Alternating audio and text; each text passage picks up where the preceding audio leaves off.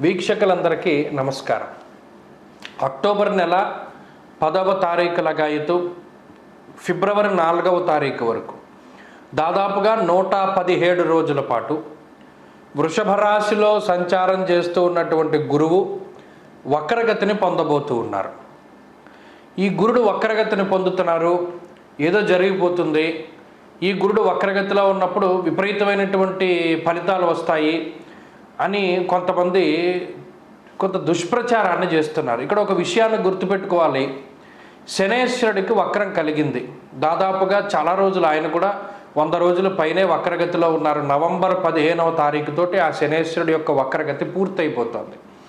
ఇక్కడ ద్వాదశ రాశులకి ఫలితాలని మనం అధ్యయనం చేసేటప్పుడు కేవలం ఒక గ్రహాన్ని మాత్రమే దృష్టిలో పెట్టుకుని ఫలితాన్ని చెప్పకూడదు. మిగతా గ్రహాల తాలూకు ఫలితాలు కూడా ఉంటాయి కదా. ఉదాహరణకి ఏదైనా ఒక రాశి తీసుకుంటే ఆ రాశికి గురువు వక్రంలో ఉన్నారు, గురుడిచ్చే ఫలితాలు ఉంటాయి. కానీ మిగతా గ్రహం వల్ల వచ్చేటువంటి ఫలితాలు కూడా వస్తాయి కదా. ఇది కూడా అన్వయం అవుతుంది కదా. కేవలం ఒక గ్రహం ఫలితం మాత్రమే వస్తుంది అని అనుకోవడం మన మూర్ఖత్వమే అవుతుంది. ఈ గురుడు వక్రంలో ఉన్నారు. ఈ 117 రోజులు లేదా 119 రోజుల పాటు కొన్ని పంచాంగాల రీత్యా 117 రోజుల పాటు గురుడు వక్రగతిలో ఉన్నారు కాబట్టి మీకు ఇది అయిపోతుంది అని చెప్పడం చాలా, అది మన అవివేకము. ఎందుకంటే గురుడి వల్ల ఇది జరుగుతుంది సరే. ఒకవేళ గురుడు పాపస్థానంలో ఉన్నారు, దానివల్ల ఇది కొంత ఇబ్బందికరమైన పరిస్థితులు ఉన్నాయి. మరి దీనివల్ల మిగతా గ్రహం ఇచ్చేటువంటి శుభ ఫలితాలు కూడా ఉంటాయి కదా. దాన్ని కూడా మనం దృష్టిలో పెట్టుకోవాలి. కాబట్టి ఇందులో మేము చెప్పేటువంటి ఏ ఫలితమైనా ఒక గ్రహం వల్ల మాత్రమే మీకు ఇది వస్తోంది అని చెప్తున్నాం. కానీ అట్ ద సేమ్ టైం ఇంకొక గ్రహం వల్ల ఏదైనా శుభ ఫలితం కనుక వస్తే ఈ చెడు అన్నది తగ్గుముఖం పడుతుంది. ఇది ప్రధానంగా గుర్తుపెట్టుకోవాలి.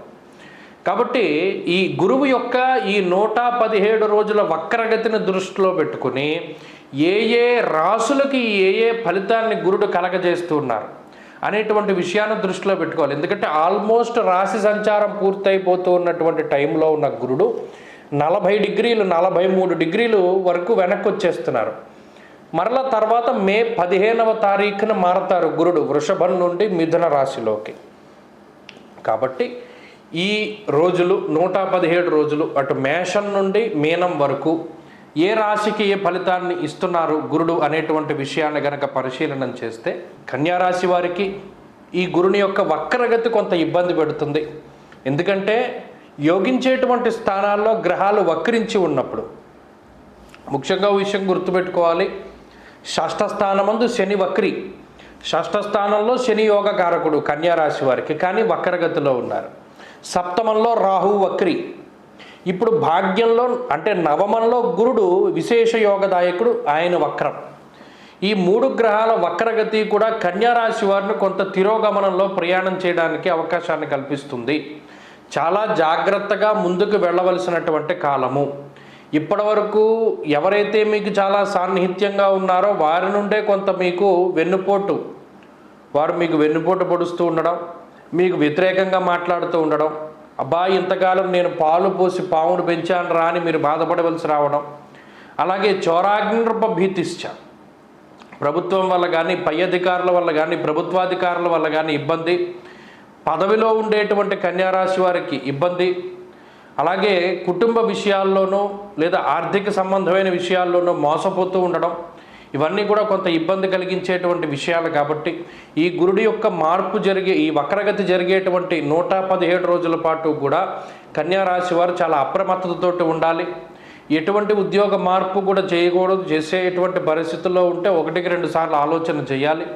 ఇక వాహనాలు, గృహాలు ఇటువంటి వాటిని కొనుగోలు చేసేటప్పుడు అతి జాగ్రత్తగా వ్యవహరించాలి. మోసపోవడానికి అవకాశం ఉంటుంది.